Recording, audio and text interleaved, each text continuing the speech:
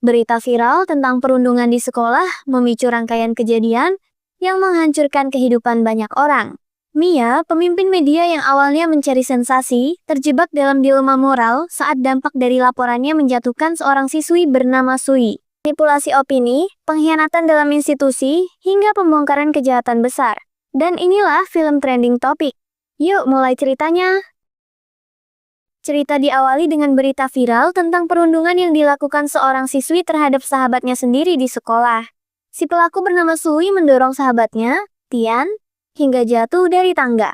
Berita itu viral dan membuat netizen bersemangat memberikan komentar pedas pada pelaku. Komentar tersebut membuat mental Sui hancur, hingga ia nekat melompat dari atap sekolah. Kisah lalu berfokus pada seorang wanita bernama Mia yang sedang duduk di kafe menikmati waktu senggang sambil membaca berita terbaru ditemani secangkir kopi hangat. Baru meneguk sedikit kopi, Mia bergegas menjemput ibunya yang baru tiba dari luar kota. Pertemuan itu menjadi canggung karena Mia mengungkapkan kekecewaannya. Ibunya telah lancang memberikan nomor HP Mia kepada ayahnya yang ia benci karena pernah menelantarkan mereka. Belum sampai rumah, Mia menurunkan ibunya setelah menerima panggilan dari rekan kerja tentang kasus perundungan di sekolah, di mana Sui melompat dari gedung. Mia segera menuju kantornya untuk memastikan kebenaran berita tersebut. Sesampainya di kantor, ia dihampiri rekan kerjanya, Hin, untuk membahas berita itu. Ternyata Mia adalah pimpinan perusahaan berita bernama Ajaib, dan artikel tentang Sui dibuat oleh Mia sendiri. Ia merasa dilema karena berita yang ia tulis memakan korban jiwa. Untuk menyikapi masalah ini, seluruh karyawan berkumpul membahas langkah yang akan diambil. Jika tidak segera bertindak, akun media mereka akan hancur diserang netizen yang menganggap perusahaan tidak bermoral karena mengejar keuntungan dari berita yang berujung hilangnya nyawa seseorang. 3 hari sebelumnya, sebelum Ajaib mengunggah berita, Mia menerima sebuah video dari manajernya. Manajer itu setengah memaksa agar Mia segera membuat berita perundungan dari video tersebut dengan janji jika berita itu viral, perusahaan akan mendapatkan tambahan dana. Hin sebagai penulis senior awalnya menolak karena menganggap berita terlalu sensitif dan berbahaya bagi perusahaan. Namun Mia dan karyawan lain menganggap berita itu tambak emas yang akan viral dan menghasilkan uang. Kembali ke rapat perusahaan, Mia memutuskan meminta maaf kepada keluarga korban, direkam untuk publikasi, demi menyelamatkan perusahaan, sekaligus menyalahkan netizen yang berkomentar terlalu kejam, seolah merekalah penyebab Sui melompat. Mia dan rekannya pergi ke rumah sakit menemui ibu Sui, membuat video bahwa Sui juga korban. Setelah itu, Mia memberi uang donasi untuk perawatan Sui sebagai bentuk belasungkawa, tanpa sedikit pun mengatakan kata maaf, agar sang ibu percaya Mia ada di pihaknya. Saat membaca berita simpati netizen yang kini memuji perusahaan Ajaib, Mia menerima paket dari orang tak dikenal. Karena Hin datang untuk mengajaknya bicara, Mia tak langsung membuka paket itu. Esoknya, Mia pergi ke acara Media Award menerima penghargaan sebagai media berita terbaik. Sepulang dari acara, Mia kembali ke kantor dan baru membuka paket tersebut. Ternyata paket itu berisi buku karangan Mia sendiri yang dikirim oleh penggemar. Penggemar itu ternyata adalah Sui.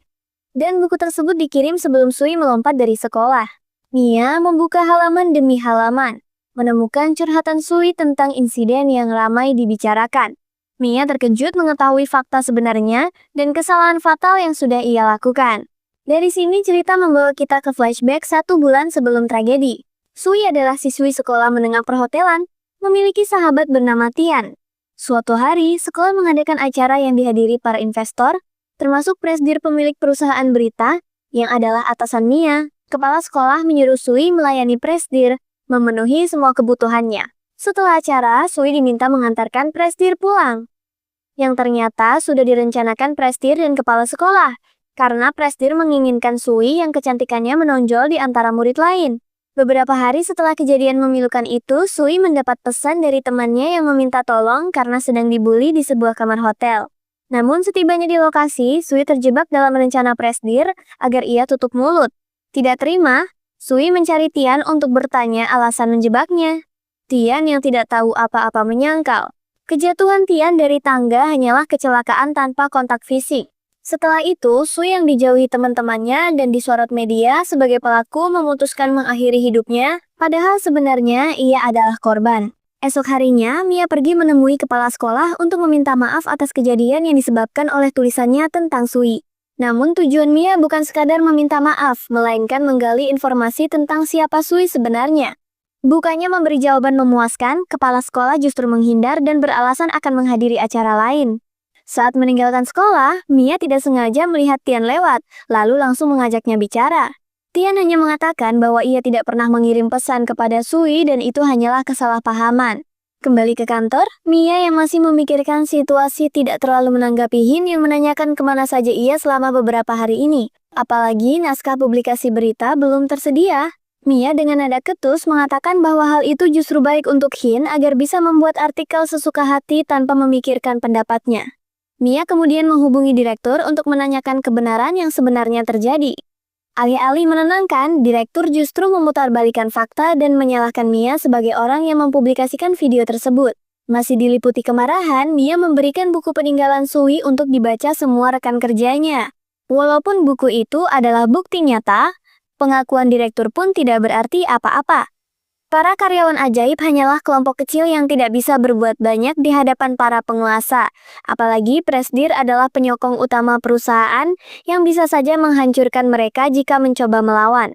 Setelah semua karyawan keluar, Hin bertanya apa yang akan Mia lakukan. Hin memberi saran agar Mia tidak bertindak macam-macam demi menyelamatkan satu korban yang bisa berakhir menghancurkan masa depan rekan-rekannya di ajaib. Sepulang dari kantor, Mia menyempatkan diri menjenguk Sui di rumah sakit. Namun setibanya di sana, Sui sudah dipindahkan ke UGD, menandakan kondisinya sangat parah. Saat keluar dari rumah sakit, Mia mendapat pesan dari direktur yang menyatakan bahwa Presdir ingin menemuinya. Ternyata undangan itu untuk menyuap Mia dengan tambahan dana yang sangat ia inginkan demi kemajuan perusahaan. Namun Presdir yang kebetulan berada di tempat itu memilih tidak menemui Mia, membiarkan direktur mengurus masalah yang sudah dibuatnya. Mengetahui bahwa pertemuan itu hanya untuk menyuapnya, Mia memilih mengabaikan tawaran dana tersebut. Meskipun dana itu sangat ia inginkan, ia merasa bahwa keadilan lebih penting. Mia pun memutuskan melawan Presdir yang sebenarnya adalah pelaku pelecehan terhadap Sui. Usai berdebat, direktur meninggalkan surat perjanjian kerja sama untuk Mia, berharap ia mau menandatanganinya dan berhenti mempermasalahkan kasus Presdir. Pada waktu yang sama, Mia mengirim pesan kepada Hein dan semua karyawan yang berisi bahwa Sui telah memilihnya sehingga ia harus melakukan sesuatu untuk membantunya. Namun, para karyawan hanya bisa merespon tanpa bisa membantu, karena mereka bukan siapa-siapa. Mia kemudian membuat artikel untuk menjatuhkan direktur dan Presdir. Ia mempublikasikan artikel itu dan siap bertanggung jawab penuh tanpa melibatkan karyawannya. Berita itu langsung menyebar kemana-mana dan menjadi pusat perhatian. Direktur bersama beberapa petinggi perusahaan memanggil Mia untuk mempertanggungjawabkan kerusakan citra perusahaan. Mia yang sudah siap dengan segala konsekuensi menerima semua tuduhan, lalu mengundurkan diri sebagai pemimpin ajaib. Setelah menunjuk pengganti, Mia menegaskan kepada direktur bahwa apa yang ia lakukan hanyalah permulaan. Mia pergi meninggalkan ruangan bersama 3 karyawan yang juga memilih keluar demi menegakkan keadilan. Mereka kemudian mencari kantor baru dan kebetulan Mia memiliki teman dengan gedung kosong yang bisa digunakan sementara. Setelah membersihkan tempat itu, satu-satunya rekan laki-laki di tim mulai menjelaskan awal mula mereka terlibat kasus Sui dan Presdir. Mia kembali memposting berita lain terkait Sui yang dijebak oleh Presdir seolah menjual dirinya demi keuntungan.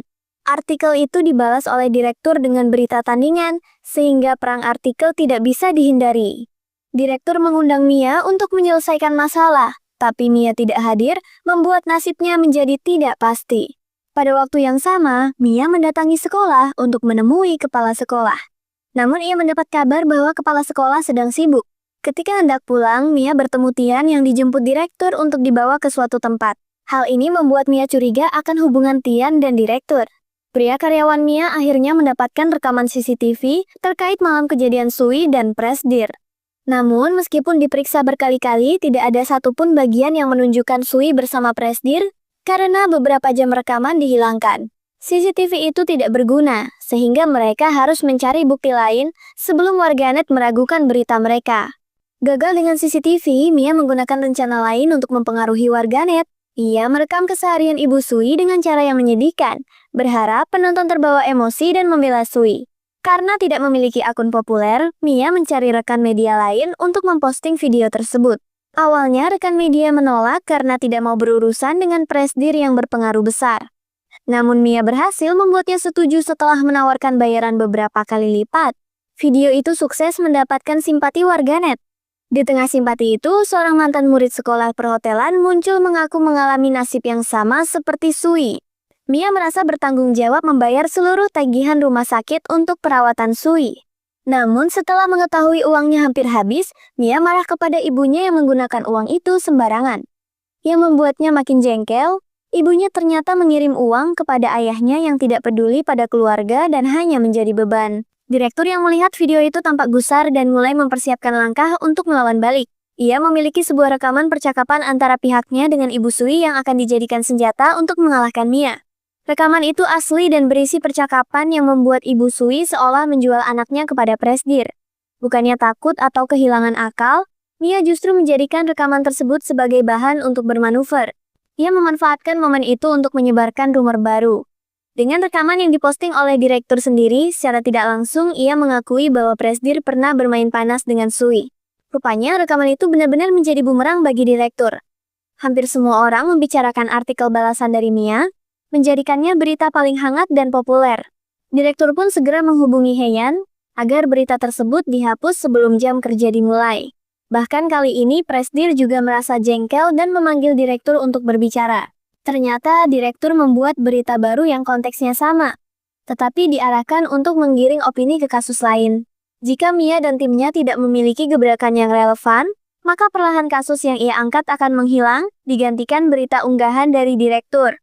Saat Mia sedang memikirkan langkah selanjutnya, ia dihubungi oleh Ibu Sui yang memintanya bertemu. Pertemuan itu justru menghasilkan hal yang sangat tidak diharapkan Mia. Ibu Sui meminta Mia berhenti mengusik masa lalunya dan membiarkan semuanya berlalu. Karena kali ini direktur sudah membawa Sui ke rumah sakit yang lebih baik untuk menyembuhkannya. Jika Mia terus melawan, maka nasib Sui akan menjadi taruhannya. Mia sadar setiap kalimat yang diucapkan Ibu Sui sudah diajari oleh direktur. Hal ini membuatnya sangat marah. Ia memutuskan untuk pergi sambil memberikan salam perpisahan berupa kata-kata yang menyakitkan kepada Ibu Sui yang telah membuat anaknya berada dalam kesulitan. Direktur yang merasa sudah menang pun merayakannya dengan berpesta bersama Heian dan kepala sekolah. Setelah pesta selesai, direktur mengantarkan kepala sekolah ke tempat kerjanya, lalu menjemput Tian. Kekalahan yang dirasa sangat telak membuat satu anggota tim Mia menyerah dan memutuskan untuk bekerja di tempat lain. Namun meskipun begitu, secerca harapan kembali muncul ketika satu-satunya pria di kelompok Mia mendapatkan informasi terkait senior Sui yang mengalami kejadian serupa telah ditemukan keberadaannya. Mia langsung menuju lokasi yang dimaksud karena ternyata dia sudah sering bertemu dengan wanita itu. Sesampainya di lokasi, rupanya wanita yang dimaksud adalah suster yang selama ini merawat Sui. Mia terus memohon agar suster tersebut bersedia menjadi malaikat penolong yang akan membongkar kejahatan si presidir, demi memasukkan presidir ke penjara sekaligus mendatangkan korban lain yang mungkin mau buka suara jika salah satu korban muncul ke publik. Awalnya suster itu sempat menolak, namun setelah mengingat kejadian 5 tahun lalu, ia akhirnya menerima tawaran tersebut karena dirinya juga mengalami hal yang sama seperti Sui. Beberapa waktu lalu, direktur sempat melihat wajah suster itu dan merasa tidak asing. Untuk menghilangkan traumanya, suster tersebut memutuskan pindah ke tempat yang jauh, mengubah identitasnya, dan berharap tidak pernah bertemu lagi dengan pihak sekolah, direktur, maupun presidir yang sudah bersekongkol untuk mencelakainya.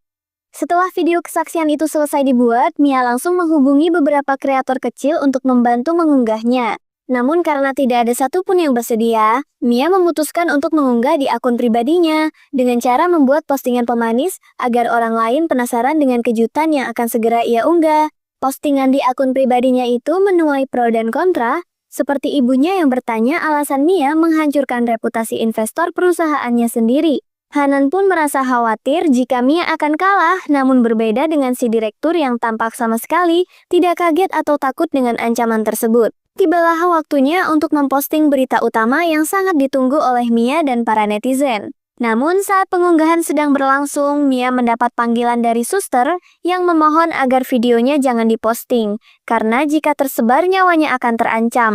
Menyadari bahwa suster itu dalam bahaya, Mia mengurungkan niatnya untuk memposting video tersebut. Keputusan itu menimbulkan pro dan kontra di antara anggota tim, terutama si pria yang merasa kerja kerasnya selama ini hanya untuk hari ini Karena jika video tersebut terunggah, si Presdir akan kalah telak dan Mia akan keluar sebagai pemenang. Kesal dengan keputusan Mia, pria itu memutuskan pergi meninggalkan ruangan, meninggalkan Mia bersama anggota wanita satu-satunya yang tersisa. Netizen mulai bereaksi keras akibat Mia yang dianggap berbohong dengan publikasinya, membuat kredibilitasnya semakin merosot dan sulit untuk dibangun kembali. Dalam keterpurukan itu, direktur kembali berulah dengan meminta bantuan Hanan untuk menciptakan kontroversi baru demi menjatuhkan Mia lebih dalam. Mereka ingin Mia keluar dari persembunyiannya dan menghancurkannya sepenuhnya. Direktur mulai melakukan serangan balik dengan menyalahkan Mia atas perbuatannya dan menjelek-jelekannya di hadapan publik yang berhasil menggiring opini netizen untuk menyerang Mia habis-habisan. Mia memilih diam karena tidak bisa berbuat apa-apa, sebab satu-satunya kartu as yang ia miliki sudah mustahil digunakan. Tidak lama kemudian, Mia mendapat kabar dari rumah sakit bahwa Sui telah meninggal dunia. Lengkap sudah penderitaan dan tekanan mental yang ia rasakan karena satu-satunya alasan Mia berjuang selama ini adalah demi Sui yang kini tidak akan pernah bisa ia temui lagi. Dengan perasaan hancur, Mia menghapus semua rencana di papan tulisnya, sesekali menghubungi Sui lewat WeChat atau WhatsApp. Meskipun tidak pernah dibalas karena Sui sudah tidak memegang ponselnya, Mia tetap menjadikannya tempat curhat. Di tempat lain terlihat Hanan berada di gedung utama bersama direktur. Ternyata direktur ingin melihat Mia jatuh lebih dalam dari kondisi saat ini. Ia bertanya kepada Hanan bagaimana cara menembus pertahanan Mia. Hanan pun mengusulkan untuk menghancurkan mantan atasannya dari dalam jika direktur ingin menghabisinya sepenuhnya. Ketika Mia bertemu anggota terakhirnya, wanita berambut pirang, ia melihat gelagat aneh karena wanita itu sedang menonton berita tentang podcast ayah Mia di televisi. Dalam acara itu, ayahnya menjelek-jelekan Mia tanpa sedikit pun memikirkan perasaan anaknya yang sudah hancur berkeping-keping. Sepulangnya dari tempat pertemuan itu, hujan mulai turun seolah ikut menangis atas kesedihan Mia. Saat ia berjalan di bawah hujan, direktur menghampirinya untuk membuat perjanjian. Mia harus meminta maaf di siaran langsung, dan sebagai gantinya, denda sebesar 10 juta yuan akan dihapuskan. Setelah direktur pergi, Mia dijemput ibunya yang mencoba menenangkannya. Sang ibu berkata, jika Mia tidak ingin meminta maaf, ia akan mengajak Mia pulang kampung dan membayar semua denda menggunakan uang pensiunnya yang memang sudah dipersiapkan untuk masa depan anaknya. Setelah berpikir semalaman, Mia akhirnya setuju untuk meminta maaf di siaran langsung yang sudah disiapkan oleh Hanan, mantan bawahannya. Momen itu menjadi saat paling menegangkan dan mengharukan bagi semua karyawan yang menyaksikan orang yang mereka hormati direndahkan oleh orang yang tidak mereka sukai. Awalnya, permintaan maaf itu berjalan lancar sesuai harapan Presdir. Namun di satu titik, Mia mulai melenceng dari naskah dan menyatakan bahwa Presdir dan direktur telah melakukan kesalahan besar terhadap korban seperti Sui dan suster. Alasan Mia berani buka suara adalah karena semalam ia mendapat pesan balasan dari Sui yang ternyata dikirim oleh Tian. Dalam pesan itu, Tian menjelaskan bahwa pesan yang dikirim ke Sui dulu adalah ulah si direktur yang menyabotase ponselnya. Namun sebelum Tian sempat mengeceknya, pesan itu sudah dihapus oleh direktur. Karena itu, Tian tidak pernah tahu jika dirinya dianggap sebagai pengirim pesan tersebut. Mereka berdua, Tian dan Sui, juga pernah mencoba berbagai cara untuk melakukan pembalasan melalui artikel dari akun kecil. Namun berita itu tidak pernah terangkat dan tidak sampai ke telinga netizen. Itulah sebabnya, Sui nekat melompat dari gedung sekolah agar dirinya diperhatikan oleh pihak yang mau mengangkat kasusnya. Dalam pertemuannya dengan Mia, Tian menjanjikan sebuah bukti konkret untuk menghancurkan direktur dan Presdir. Ternyata, direktur yang juga merasa terancam takut Presdir berbuat sesuatu padanya, melakukan pencegahan dengan merekam semua perbuatan atasannya, agar ia bisa tetap tenang menduduki jabatannya. Mengetahui hal ini, Tian yang merupakan wanita simpanan direktur memanfaatkan kesempatan untuk menyalin bukti tersebut menggunakan sebuah flash disk. Inilah alasan mengapa Tian selalu dijemput oleh direktur setiap pulang sekolah. Melihat berita yang semakin melenceng, direktur merasa geram dan langsung pergi ke ruangan Mia untuk menghentikan siaran langsungnya. Namun aksinya dicegah oleh Hanan yang ternyata selama ini ada di pihak Mia. Meski begitu, demi membuat kasus ini tetap berjalan, Mia mengatur strategi agar direktur percaya bahwa Hanan dan semua anggota timnya membenci Mia. Tanpa sepengetahuan direktur, mereka sebenarnya sedang bersekongkol. Rencana itu adalah ide Mia sendiri. Ia bahkan menyiapkan seorang talent untuk berpura-pura menjadi ayahnya, supaya direktur merasa berada di atas angin dan yakin ia sedang mengendalikan jalannya kasus. Setelah siaran besar yang menggemparkan itu selesai, Presdir, kepala sekolah, dan direktur akhirnya ditangkap polisi. Semua berkat Tian yang memberikan barang bukti atas kejahatan yang mereka lakukan. Mia sendiri memutuskan berhenti dari dunia media. Rasa bersalah yang berkepanjangan terhadap Sui membuatnya yakin bahwa kejadian itu tidak akan pernah ia lupakan seumur hidup. Itulah kisah penuh intrik, manipulasi, dan perjuangan mencari keadilan dari film Trending Topic. Sebuah cerita yang mengingatkan kita bahwa kebenaran seringkali tersembunyi di balik lapisan kebohongan, dan keberanian untuk mengungkapnya datang dengan harga yang mahal. Kalau kamu suka alur cerita seperti ini, jangan lupa like video ini, subscribe untuk cerita film menarik lainnya, dan aktifkan lonceng notifikasi supaya tidak ketinggalan setiap kali ada update.